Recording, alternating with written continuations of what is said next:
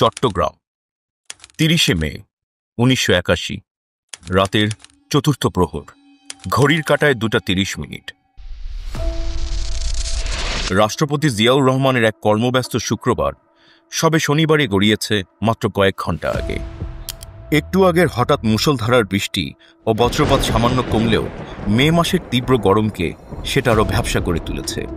প্রচণ্ড বৃষ্টির মাঝেই কালুরঘাট ব্রিজের কাছে লেফটেন্যান্ট কর্নেল দেলোয়ারের বাসায় বাংলাদেশের ইতিহাসের গতিধারা বদলে দেওয়ার ষড়যন্ত্রের সভায় যোগ দিয়েছে চট্টগ্রাম সেনানিবাস থেকে আসা কয়েকজন মাঝারি সেনা কর্মকর্তা। সকালেই রাঙামাটি থেকে আসা লেফটেন্যান্ট কর্নেল মতিউর রহমান ষড়যন্ত্র বাস্তবায়নের কৌশল বর্ণনা করছে। ৩টি পৃথক দলে বিভক্ত হয়ে সার্কিট হাউস আক্রমণের দায়িত্ব বণ্টনের নির্দেশনা দেওয়া হলো। সারা দেশের মতো চট্টগ্রাম শহরও সেদিন গভীর নিদ্রায় আচ্ছন্ন। রাষ্ট্রপতি জিয়াউর রহমান সে রাতে চট্টগ্রাম সার্কিট হাউসের ভিআইপি কক্ষে তাহাজ্জুদ শেষ করে ফজরের আজানের প্রতীক্ষায়, পরিধানে সাদা পাঞ্জাবি পাজামা। এমনই সময় হঠাৎ করেই প্রেসিডেন্টের শয়নকক্ষের চারপাশ কাঁপিয়ে বিকট বিস্ফোরণের শব্দ হয়। লেফটেন্যান্ট কর্নেল ফজলে হাসানের নিক্ষিপ্ত দুটো রকেট শেল লক্ষ্যভ্রষ্ট হয়ে সার্কিট হাউসের দোতলায় রাষ্ট্রপতির শয়নকক্ষের নিচের কার্নিশের একটা অংশ গুড়িয়ে দিয়েছে। ঘটনা কি তা দেখতে দরজা খুলে সিঁড়ির দিকে এগোতেই সিঁড়ি দিয়ে দ্রুত গতিতে উঠে আসা একদল সেনার মুখোমুখি হন প্রেসিডেন্ট। প্রায় অরক্ষিত সার্কিট হাউসের দোতলায় বিনা বাধায় উঠে আসে প্রথম দল, যার নেতৃত্ব দিচ্ছিলেন ক্যাপ্টেন মোসলেউদ্দিন। আমাদের সাথে যেতে হবে স্যার। মোসলেউদ্দিনের কথাগুলো পুরোপুরি শেষ হওয়ার আগেই দ্বিতীয় দলটি উপস্থিত হয়।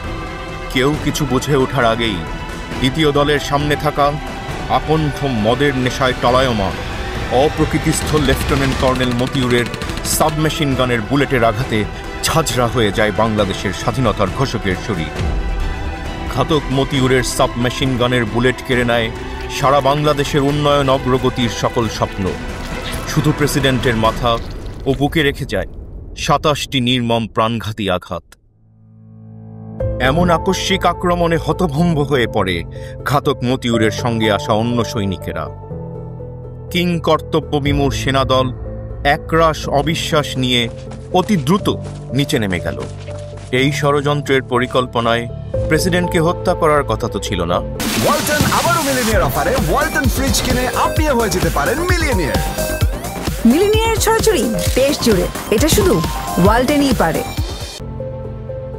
সিঁড়ির গোড়ায় পড়ে রইল রাষ্ট্রপতির নিথর দেহ।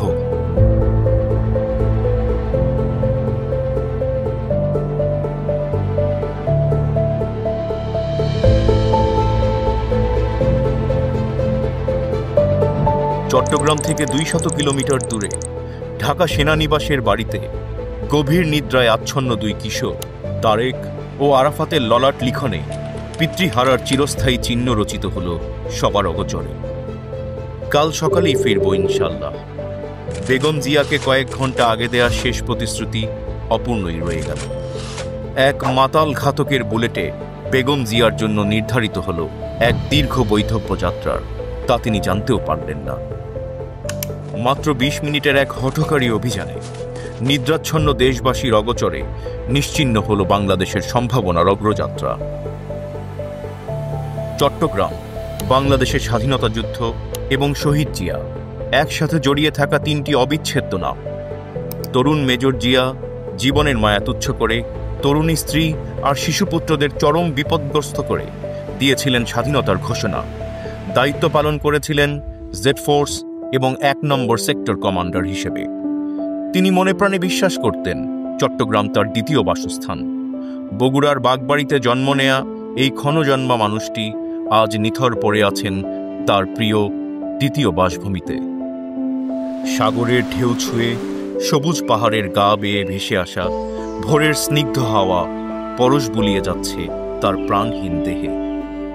তারুণ্যের সন্ধিক্ষণে সকল ভয়কে জয় করে দৃঢ়চিত্তে স্বাধীনতার ঘোষণা দিয়ে দেশপ্রেমের সাথে সাহসিকতার যে প্রমাণ তিনি সেদিন বিশ্ববাসীকে দিয়েছিলেন, দেশের কোটি মানুষের ভালোবাসায় ধন্য হয়ে দেশ মাতৃকার মাটির সাথে নিজের উষ্ণ রক্তস্রোত একাকার করে আজ আবারও প্রমাণ করলেন দেশপ্রেমের শ্রেষ্ঠতম উদাহরণের নাম জিয়াউর রহমান।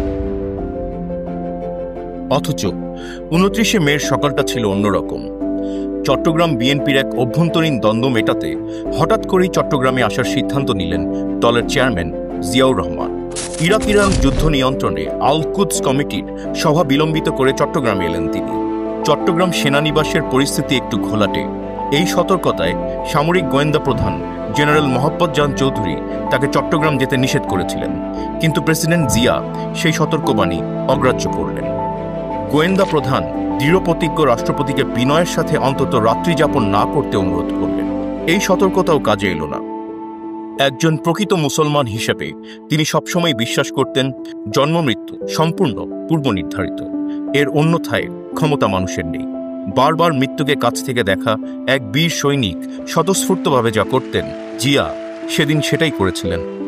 প্রায় অরক্ষিত চট্টগ্রাম সার্কিট হাউসে গার্ড রেজিমেন্টের গুটি কয়েক সৈন্য আর দোতলায় দুজন দেহরক্ষী রাষ্ট্রপতি নিরাপত্তার জন্য মোটেও যথেষ্ট ছিল না। জিয়াউর রহমান বাংলাদেশ বিমানের নিয়মিত ফ্লাইটে চট্টগ্রাম পৌঁছালেন 29শে মে সকালে। সাথে ছিলেন বাংলাদেশ জাতীয়তাবাদী দল বিএনপির মহাসচিব অধ্যাপক বদরুদ্দোজা চৌধুরী, স্থায়ী কমিটির সদস্য আমেনা রহমান। বিমানবন্দরের অভ্যর্থনা লাইনে তিনি অনুপস্থিত দেখলেন চট্টগ্রামের জিওসি মেজর জেনারেল মঞ্জুরকে। সেনাবাহিনীর প্রধান এরশাদের পরামর্শে জেনারেল মঞ্জু তখন স্টাফ কলেজের অধ্যক্ষ হিসেবে বদলির আদেশপ্রাপ্ত। প্রেসিডেন্ট জিয়া আর জেনারেল মঞ্জুরের ঘনিষ্ঠতার কথা সেনাবাহিনীতে সবারই জানা। প্রখর বুদ্ধিমত্তার জন্য সবাই মঞ্জুরকে জানত পণ্ডিত হিসাবে। সার্কিট হাউসে পৌঁছেই শুরু করলেন চট্টগ্রাম বিএনপির সাংগঠনিক সভা। মাঝে জুমার নামাজের বিরতিতে প্রেসিডেন্ট কাছেই চকবাজারের চন্দনপুরা মসজিদে জুমার নামাজ আদায় করলেন। নামাজ শেষে কুশল বিনিময় করলেন মুসল্লিদের সাথে। দুপুরে মধ্যাহ্ন ভোজে বরাবরের মতোই সাদামাটা ডাল ভাত। তারপর আবারও অবিরাম মিটিং রাত 11টা অবধি। চট্টগ্রামের বেসামরিক প্রতিষ্ঠানের সাথে নির্ধারিত সভা বাতিল হল সন্ধ্যার পর। ওদিকে চট্টগ্রাম সেনানিবাসের বাইরে প্রণীত হচ্ছে এক হঠকারী পরিকল্পনার নকশা। সেনাপ্রধান এরশাদের কূটচালে মুক্তিযোদ্ধা কর্মকর্তারা বঞ্চিত হচ্ছেন হয়রানির শিকার। এ কারণে রাষ্ট্রপতি জিয়াকে সেনানিবাসে এনে সেনাপ্রধান এরশাদের অপসারণ, সেটাই ছিল প্রাথমিক পরিকল্পনা। এই আপাত রক্তপাতহীন পরিকল্পনার সাথে সবার অজান্তে যুক্ত হল লেফটেন্যান্ট কর্নেল মতির মতো ভুল ধারণা প্রসূত ব্যক্তি প্রতিশোধের হঠকারী সিদ্ধান্ত। সেটা ষড়যন্ত্রে অন্য অংশগ্রহণকারীরা জানতেও পারল না। যুক্তরাষ্ট্রে উচ্চ সামরিক প্রশিক্ষণের জন্য তাকে বাদ দিয়ে কর্নেল শাখাওয়াতকে নির্বাচিত করার দায় রাষ্ট্রপতির উপরে চাপিয়ে সেনাপ্রধান এরশাদ কৌশলে লেফটেন্যান্ট কর্নেল মতিকে উত্তেজিত করেছিল অনেক আগে থেকেই। আকণ্ঠ মদ্যপানে হিতাহিত জ্ঞানশূন্য মতিকে তৈরি করা হলো এক ঘাতক সেনা কর্মকর্তা হিসেবে। অন্যদের কাছে যা রইল সম্পূর্ণ অজানা। রক্তপাতহীন পরিকল্পনা পরিণত হল এক নিষ্ঠুর অমানবিক হত্যাকাণ্ডে। ঘটনার আকস্মিকতায় কিংকর্তব্য বিমূঢ় জেনারেল মঞ্জুর হলেন খলনায়ক। পরিষ্কার দেখতে পেলেন নিয়তি আর কলঙ্কময় পরাজয়। অস্থায়ী রাষ্ট্রপতির দায়িত্ব নিলেন বিচারপতি সাত্তার। সকলের সমর্থন হারানো জেনারেল মঞ্জু সপরিবারে বান্দরবানের দিকে পালানোর সিদ্ধান্ত নিলেন, সাথে লেফটেন্যান্ট কর্নেল মাহবুব ও মোজাফফরের পরিবার। রাস্তায় গাড়ি নষ্ট হলে তার আশ্রয় নেয় ফটিকছড়িতে এক পাহাড়ি পরিবারে। কিন্তু তাদের অবস্থান টের পেয়ে সেনাবাহিনীর অনুগত দল তাদের ঘিরে ধরে। গোলাগুলিতে নিহত হয় লেফটেন্যান্ট কর্নেল মতি ও লেফটেন্যান্ট কর্নেল মাহবুব। প্রেসিডেন্ট জিয়ার মূল হত্যাকারীর শোচনীয় মৃত্যু হয় 48 ঘন্টা পেরোনোর আগেই। পালিয়ে যায় মেজর মোজাফফর। জেনারেল মঞ্জুর ধরা পড়লেন। তাকে আনা হলো হাটহাজারী থানায় পুলিশ হেফাজতে। নিজের পরিণতি এবং সম্ভাব্য ষড়যন্ত্র আঁচ করতে পেরে বারবার অনুরোধ করলেন তাকে যেন সেনাবাহিনীর কাছে হস্তান্তর না করা হয়।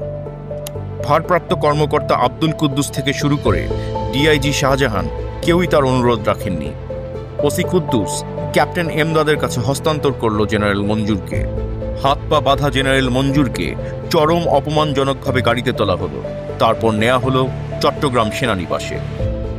সেখানে সেনাপ্রধান এরশাদ প্রেরিত দুজন উচ্চপদস্থ কর্মকর্তার একজনের গুলিতে সেই রাতেই নিহত হলেন জেনারেল মঞ্জু।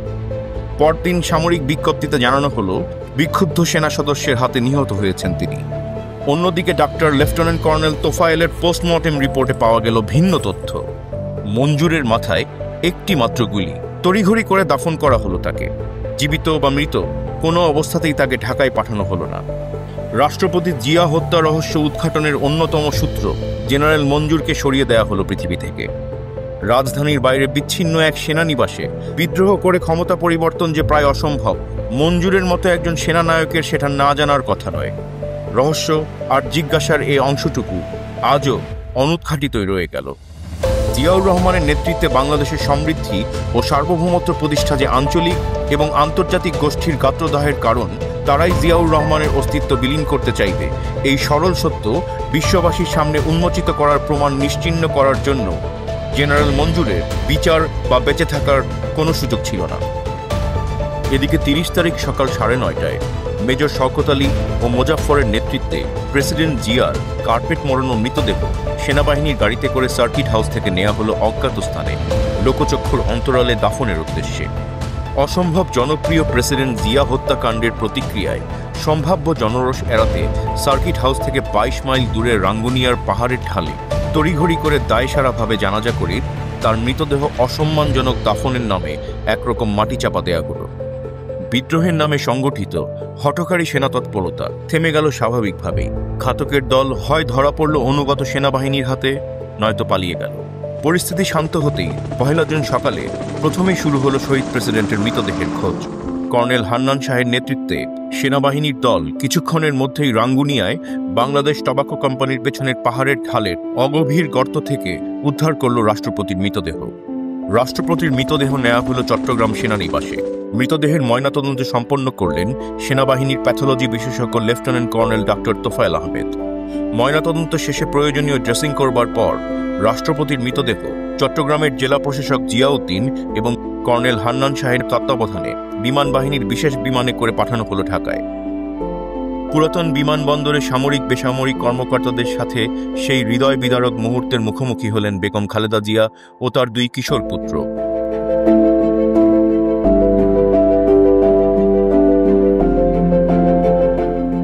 সামরিক অভিবাদনে শেষ বিদায় সম্পন্ন হল বিউগলের লাস্ট পোস্টে। মানিক মিয়া অ্যাভিনিউয়ে তখন লক্ষ লক্ষ শোকার্ত মানুষের প্রতীক্ষা, তাদের প্রিয় মানুষের জন্য ইতিহাসের বৃহত্তম জানাজায় অংশগ্রহণের আকাঙ্ক্ষায়। সে এক অবিস্মরণীয় শোকাবহ দৃশ্য। ঢাকা ও পার্শ্ববর্তী শহরের কোনো সক্ষম ব্যক্তি সেদিন ঘরে বসেছিল না। এদিকে 1 জুন বিকালে একই সাথে বিশাল জনসমুদ্রে চট্টগ্রামের লালদিঘি ময়দানে অনুষ্ঠিত হল গায়েবানা জানাজা। চট্টগ্রামের লালদিঘির ময়দানের ইতিহাসে কোনো দিন এত জনসমাগম হয়নি। এর আগে 31 মে ঢাকা স্টেডিয়ামেও এক অবিস্মরণীয় গায়েবানা জানাজা অনুষ্ঠিত হয়। বিশ্ববাসী সেদিন সেই জনসমুদ্র দেখে উপলব্ধি করলেন শহীদ জিয়া দেশবাসীর কাছে কতটা জনপ্রিয় ছিলেন। স্বজন হারানোর শোকে গৃহকোণে সেদিন অশ্রুসজল ছিলেন সারা দেশের অগণিত মা বোনেরা। স্তব্ধ হয়ে গিয়েছিল সমগ্র বাংলাদেশ। প্রেসিডেন্ট জিয়ার মৃত্যুতে সারা দেশে 40 দিনের রাষ্ট্রীয় শোক ঘোষিত হয়।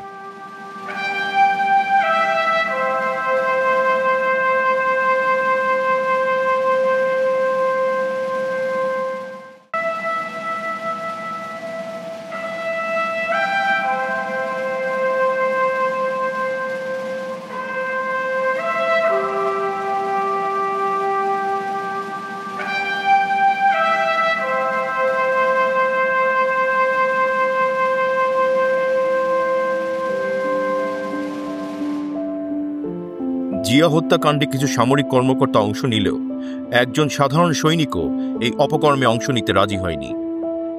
দেশের কোটি কোটি মানুষের কাছে স্বজন হারানোর ব্যথা এক একটি অধ্যায়ের মতো সেদিন প্রতিফলিত হচ্ছিল স্মৃতির পাতায়।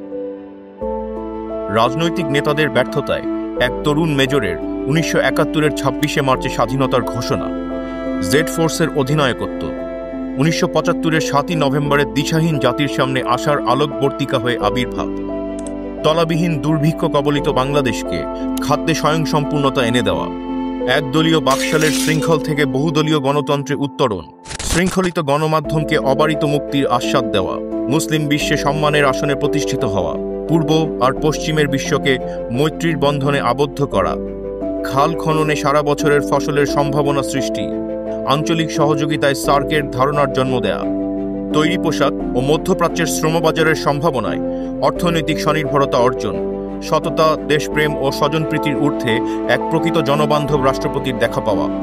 উসর আরাফাতের মরুভূমিতে জিয়া ট্রির সুশীতল ছায়ায় চিরস্থায়ী সম্মানের আসনে বাংলাদেশকে পৌঁছে দেয়া আত্মার আত্মীয় এই মানুষটি আর নেই। এই শোকাবহ সত্যের মুখোমুখি হবার বেদনা সেদিন দেশের সকল মানুষের হৃদয়ে। সবাইকে কাঁদিয়ে এই প্রিয় মানুষটির শেষ ঠিকানা আজ সংসদ ভবনের উত্তরে জিয়া উদ্যানের সবুজ শয্যায়। মানুষের ভালোবাসায় যা আজও ভাস্বর ও শুভকামনায় সিক্ত। শহীদ রাষ্ট্রপতি জিয়াউর রহমানের ৪৫ বছরের সংক্ষিপ্ত জীবনের প্রতিটি ছত্র পরিপূর্ণ সফলতার সোনালী গাথায়। কিন্তু তার শাহাদাত প্রশ্ন রেখে গেছে অজস্র, যার উত্তর আজও অজানা আমাদের। অসম্ভব জনপ্রিয় এই রাষ্ট্রনায়ককে কেন ঘাতকের বুলেটে প্রাণ দিতে হলো? তার হত্যার সাথে তৎকালীন সেনাপ্রধান জেনারেল এরশাদের সংশ্লিষ্টতা কতটা, সেই সত্য কেন উদ্ঘাটিত হলো না? কেন ষড়যন্ত্র উদ্ঘাটনের গভীরে যাওয়ার যোগসূত্র জেনারেল মঞ্জুরকে পরিকল্পিতভাবে হত্যা করা হলো? বাংলাদেশের স্বাধীনতা আর সার্বভৌমত্বের প্রতীক রাষ্ট্রপতি জিয়াকে নিশ্চিহ্ন করার মাধ্যমে সবচেয়ে বড় সুবিধাভোগীদের সংশ্লিষ্টতা কেন সামনে এলো না? আওয়ামী লীগ নেত্রী শেখ হাসিনার স্বদেশ প্রত্যাবর্তনের ১৩ দিনের মাথায় জিয়ার হত্যাকাণ্ড সংঘটিত হল। বিষয়টি কি নিছকই কাকতালীয়? মুসলিম বিশ্বে ক্রমবর্ধমানভাবে জনপ্রিয় এবং বাংলাদেশকে স্থিতিশীল সমৃদ্ধির পথে নিয়ে যাওয়ায় যাদের গাত্রদাহ, সেই সব বিদেশি গোয়েন্দা সংস্থার সংশ্লিষ্টতার সত্য কেন আজও উদ্ঘাটিত হল না? ৩০শে মে সংঘটিত ঘটনায় হয়েছে শুধুমাত্র সেনা বিদ্রোহের বিচার, শহীদ জিয়া হত্যার বিচার হয়েছে কি? ইতিহাসের কাছে এই সব প্রশ্নের জবাবের প্রতীক্ষায় রইল বাংলাদেশ।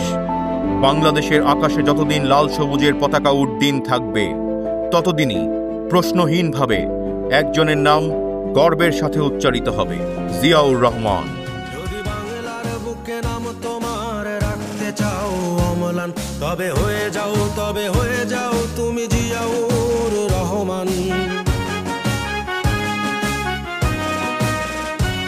যদি বাংলার বুকে নাম তোমার রাখতে চাও অম্লান, তবে হয়ে যাও তুমি জিয়াউর রহমান। যদি আমার স্বাধীনতার আকাশ ছুতে চাও তুমি আবার, তবে হয়ে যাও তুমি জিয়াউর রহমান। যদি বাংলার বুকে নাম তোমার রাখতে চাও অম্লান, তবে হয়ে যাও তুমি জিয়াউর